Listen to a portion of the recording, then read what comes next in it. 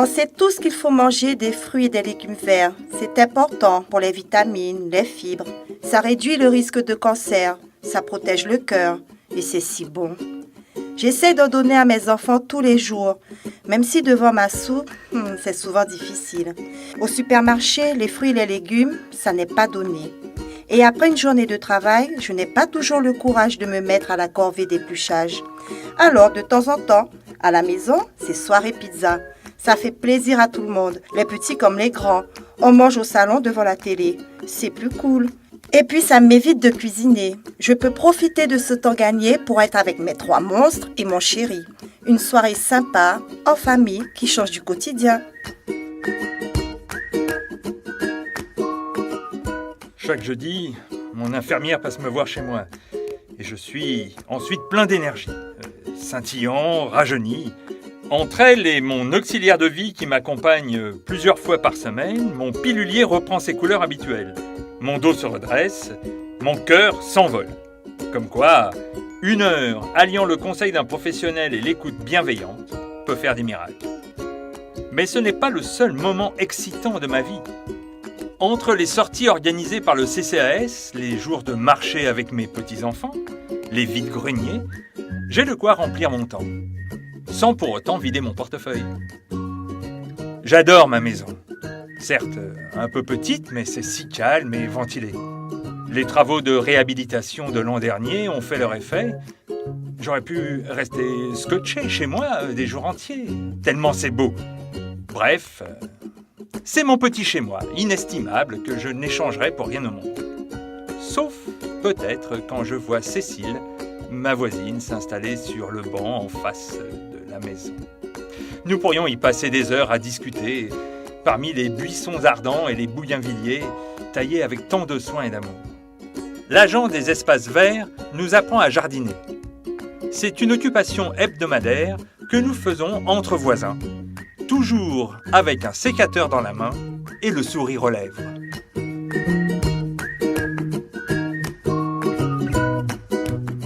Depuis la rentrée, je me sens beaucoup mieux.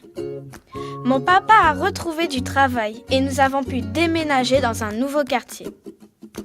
Chaque matin, la maman de mon copain qui habite à côté de chez moi passe me chercher pour m'emmener à l'école. Là-bas, je peux prendre un vrai petit déjeuner avec des fruits et du pain pour être en forme toute la journée. Avant, je bâillais tout le temps en classe. La maîtresse nous encourage quand nous faisons des progrès. Elle veille à ce qu'il y ait du respect entre nous. Elle aide beaucoup les enfants qui ont des difficultés en classe. Cet été, j'ai pu apprendre à nager dans le fleuve à côté de chez moi grâce à des animateurs qui ont emmené la piscine jusqu'à nous.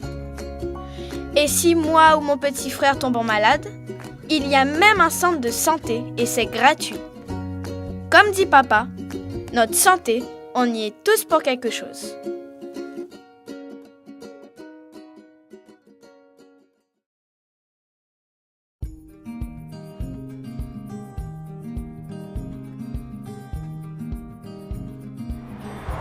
Avant de s'installer dans les quartiers avec l'équipe mobile, on essaie d'aller visiter le terrain. Cette fois, dans les quartiers de la Machinia, on a fait 4 visites. C'est très important de travailler avec un relais communautaire dans le terrain parce que c'est une personne qui connaît les nationalités, qui connaît le public. Elle travaille avec nous dans chaque permanence, dans les traductions et aussi très important de nous prévenir les difficultés avec les usagers. L'action de Médecins du Monde en Guyane, donc la mission France-Guyane a débuté en 2004, donc avec une équipe assez restreinte, puis s'est développée par rapport à la demande qui existe sur le territoire. Donc avec beaucoup de quartiers d'habitat spontané où on peut notifier des difficultés d'accès aux droits. Donc les différents volets, c'est donc une constitution de dossiers sociaux et une consultation médicale ou infirmière qui permet aussi de faire des orientations vers les structures permettant l'accès aux soins directs.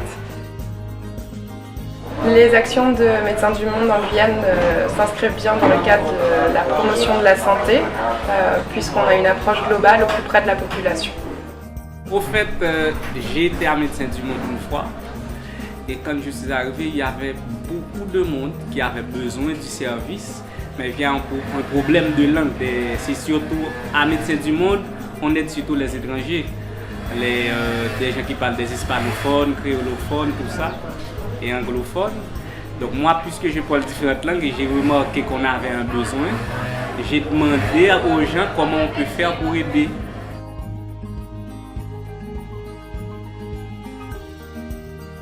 La PJJ a pris en compte ces problèmes spécifiques sur la santé. En se basant sur la charte d'Ottawa, ils ont mis en place depuis 2013 un projet qui s'appelle PJJ promotrice de santé.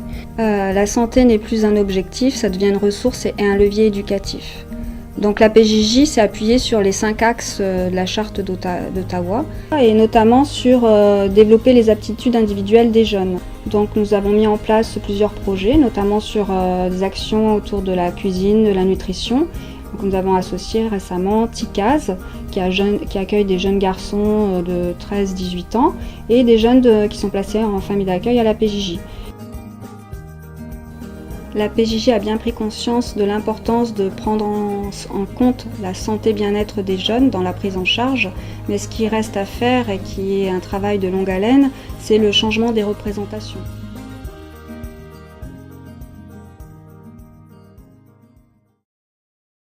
Bien sûr, des actions médicales sont possibles pour prendre en compte la santé de Mylène, Philippe ou Nina. Mais peut-on imaginer que certaines actions puissent changer non seulement la réalité de ces 3 personnes, mais aussi celle de plusieurs autres personnes de leur milieu de vie en même temps. Pour les enfants, avoir accès à un parc à proximité, équipé de jeux attrayants et sans danger, peut vraiment faire une différence. Des efforts collectifs pour nettoyer et enjoliver le quartier, l'aménagement d'un terrain de sport, un éclairage en soirée afin de permettre aux jeunes de continuer à jouer, sont toutes des initiatives à petite échelle qui peuvent transformer le visage d'un quartier, la qualité de vie dans ce quartier et donc la santé. D'autres interventions peuvent aider la population à adopter des modes de vie plus favorables à la santé. L'accès à une salle de sport en milieu de travail, par exemple, peut inciter les gens à exercer une activité physique plus régulièrement. Une offre alimentaire plus saine dans les cafétérias d'entreprise peut également les amener à faire de meilleurs choix pour leur propre santé, sans oublier naturellement le plaisir à pratiquer une activité physique que l'on aime ou à faire des pauses repas plus savoureuses. Pour les personnes âgées, la participation à des réseaux d'entraide ou la visite régulière d'un bénévole peuvent contribuer à améliorer la santé. Il est important que les professionnels, comme les aides à domicile ou les pharmaciens, qui ont un contact régulier avec ces sujets fragilisés, gardent un œil vigilant sur les personnes plus vulnérables et les orientent si nécessaire vers les ressources appropriées. En agissant sur le développement des jeunes enfants, sur l'éducation, l'emploi ou le logement, on améliore nos chances de se maintenir en santé collectivement. Cela passe par des initiatives à grande échelle, comme par exemple des politiques sociales d'accès aux soins, des mesures de lutte contre la pauvreté ou encore des aménagements urbains qui facilitent les déplacements à pied. Ces changements à grande échelle doivent être complétés par des initiatives locales. Différentes actions de proximité accroissent les chances de tous d'avoir accès à un revenu adéquat et donc de réduire les inégalités sociales et territoriales de santé. L'aide aux devoirs pour les enfants, le soutien à l'emploi et à l'insertion sur le marché du travail, la formation à tous les âges de la vie. Toutes les initiatives améliorant les conditions de vie de la population, favorisant l'entraide et facilitant l'accès à des activités physiques simples contribuent également à la santé de tous. Par exemple, la mise en place de clubs d'activités pour les adolescents et les jeunes, l'installation de bancs sur les trottoirs pour permettre aux personnes âgées de reprendre leur souffle et la création de sentiers de marche accessibles à tous au cœur des quartiers. De nombreuses expériences de jardins partagés ont vu le jour récemment dans nos quartiers. Les habitants s'appuient sur ces expériences pour partager des trucs de jardinage ou des outils, mais aussi pour changer leur rapport à leur environnement.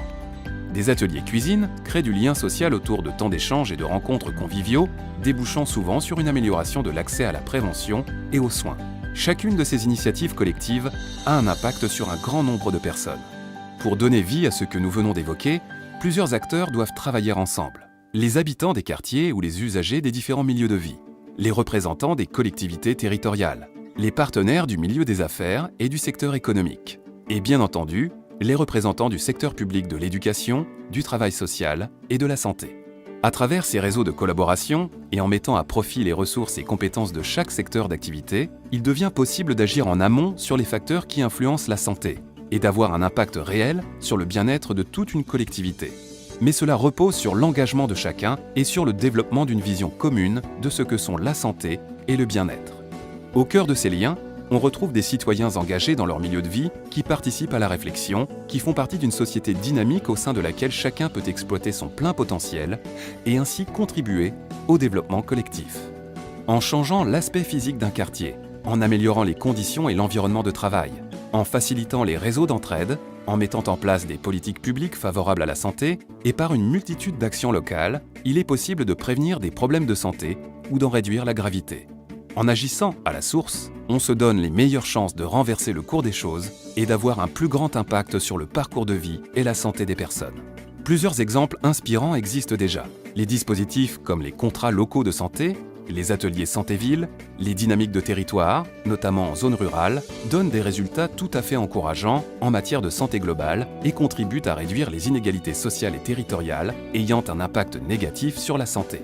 La participation du système de soins à ces dispositifs est cruciale pour potentialiser ces résultats.